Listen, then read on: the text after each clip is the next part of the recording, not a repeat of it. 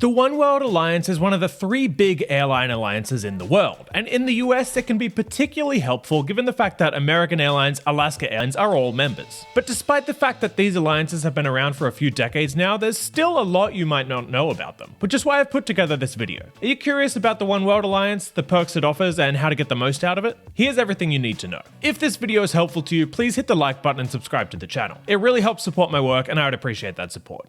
Let's go over the basics of the OneWorld Alliance. The alliance was created in 1999, and at this point it is the second largest airline alliance out there. There are 13 member airlines, including Alaska, American Airlines, British Airways, Cathay Pacific, Finnair, Iberia, Japan Airlines, Malaysia Airlines, Qantas, Qatar, Royal Air Maroc, Royal Jordanian, and Sri Lankan Airlines. Oman Air is set to join the airline soon too. There's also a so-called OneWorld Connect airline from Fiji Airways. That means that those flying on Fiji Airways, who also have OneWorld Emerald or Sapphire status, will get benefits like access to lounges and the ability to earn frequent flyer miles on their primary airline.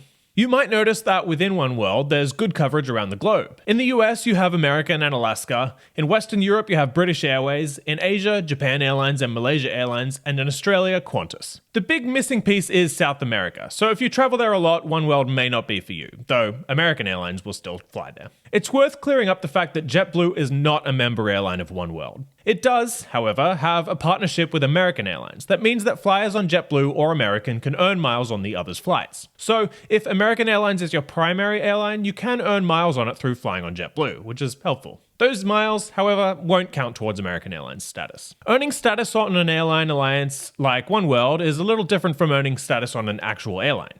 You won't earn points in your OneWorld account itself. Instead, you'll work towards status on your preferred airline, and that status will equate to status on OneWorld. I'll note the status levels for American and Alaska as we go through OneWorld tiers. Note that these OneWorld tiers offer benefits on top of what you'll already get from your airline, and they largely relate to the kinds of benefits you'll get on other airlines that aren't your primary one. For example, with American Airlines Advantage Platinum, you'll get all of American Airlines' own benefits on American Airlines flights, and OneWorld benefits on non-American flights from OneWorld member airlines. Once you earn enough miles or points, you'll get OneWorld Ruby status. OneWorld Ruby is achieved with American Airlines Advantage Gold or Alaska Airlines MVP. Because OneWorld Ruby is only the first tier you can achieve, the benefits are a little limited. On OneWorld Ruby, you'll get access to business class check-in and access to preferred seating options. You'll also get added to wait lists for upgrades, though the likelihood of actually getting an upgrade on any average flight is pretty low on Ruby. Earn a few more miles, however, and you'll unlock OneWorld Sapphire, which is a huge step up. On American Airlines, you'll get Sapphire with Advantage Platinum, and you'll stay on Sapphire on Platinum Pro. On Alaska Airlines, you'll get Sapphire with Alaska MVP Gold.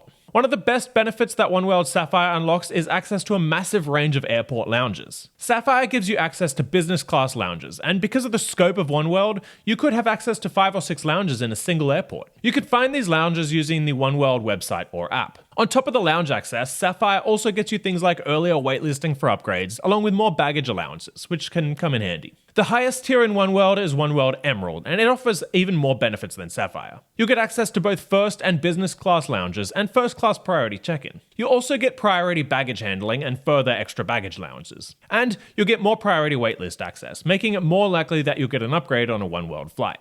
Now, there are a few caveats to note about some of these perks.